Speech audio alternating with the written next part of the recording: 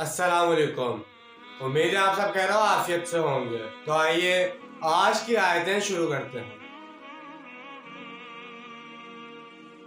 बिस्मिल्लाहिर्रहमानिर्रहीम। इन्ना अव्वला बैतिन वुदिअ लिन्नासि लल्लज़ी बिबक्काता मुबारकन व हुदन लिलआलमीन। शुरू अल्लाह के नाम से जो बड़ा मेहरबान निहायत रहम करने वाला है। यकीनन पहला घर जो लोगों के लिए बनाया गया अल्लाह की इबादत के लिए वही है जो मक्का में है, बरकत वाला है और हिदायत का मरकज है तमाम जहान वालों के लिए। फीही आयतुम बय्यिनातुम मक़ामु इब्राहीम वमन दख़लहु कान आमिना वलिल्लाहि अलन्नासि हिज्जुल बैति मन इस्तताअ इलैहि सबीला वमन कफ़र फ़इन्नल्लाह गनिय्युन अनिल आलमीन। इसमें बड़ा वाज़ेह निशानियाँ हैं जैसे मकाम इब्राहीमी अलैहिस्सलाम और जो भी इसमें दाखिल हो जाता है अमन में, और जिसने कुफ्र किया तो वो जान ले कि अल्लाह बेनियाज है तमाम जहान वालों पर।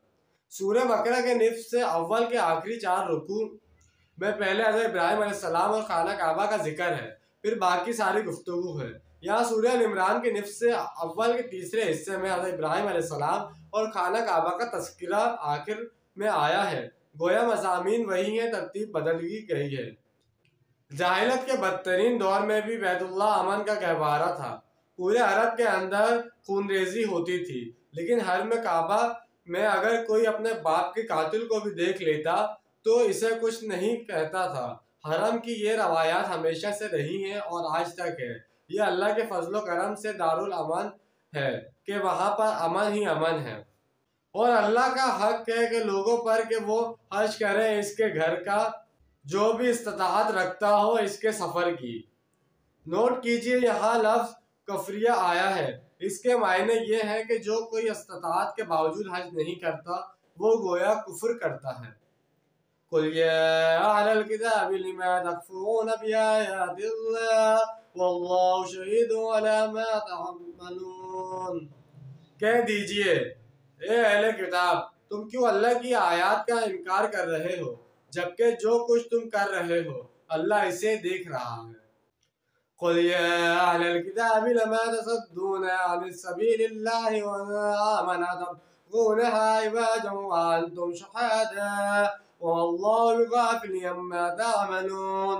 कह दीजिए, हे किताब वालों, तुम क्यों रोकते हो अल्लाह के रास्ते से इसको जो ईमान ले आता है। तुम इसमें कुछ ही पैदा करना चाहते हो और अल्लाह गाफिल नहीं है इससे जो तुम कर रहे हो। तुम चाहते हो कि जो अहले ईमान है वो भी टेढ़े रास्ते पर चलें, चुनाचे तुम साजिशें करते हो कि सुबह को ईमान लाओ और शाम को काफिर हो जाओ, ताकि अहले ईमान के दिलों में भी वसवसे पैदा हो जाएं। तुम रास्त को पहचानते हो और जो कुछ कर रहे हो जानबूझकर कर रहे हो, लेकिन तमाम साजिशों के जवाब में अहले ईमान से फरमाया गया। तो इंशाअल्लाह जैसे कि आज हमने चंद आयत का तर्जुमा और तफसील बयान की है, जो कुछ भी इसके आखिर में जो कहा गया फरमाया गया वो इंशाअल्लाह हम कल आने वाली वीडियो में पढ़ेंगे। आज की वीडियो आपको पसंद आई होगी। मिलते हैं अगली वीडियो में। अपना ढेर सारा ख्याल रखिएगा। जब तक के लिए अल्लाह हाफिज़, फ़ी अमान अल्लाह।